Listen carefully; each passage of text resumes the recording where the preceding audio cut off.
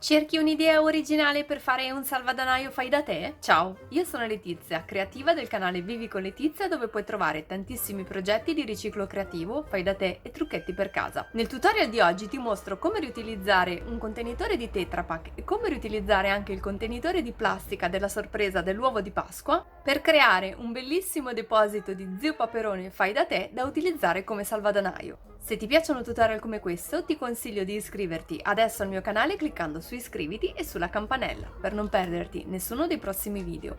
Se invece questo video non ti piace, lasciami pure la tua critica costruttiva nei commenti. Ora passiamo al tutorial. Continua a guardare.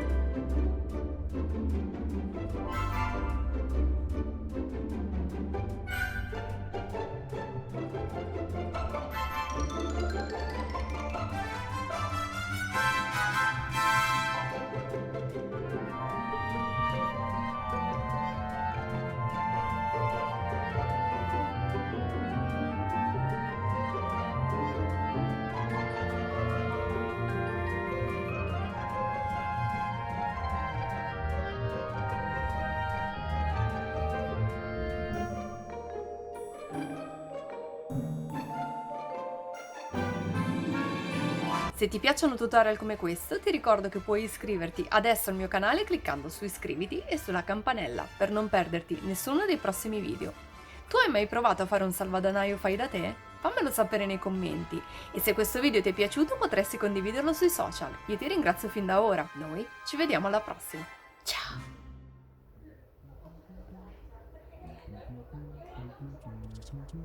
Un contenitore di Tetra Pak.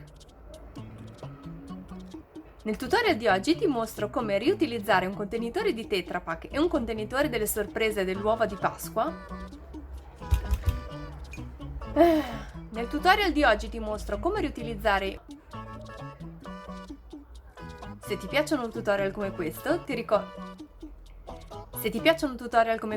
ricordo che puoi iscriverti adesso al mio canale...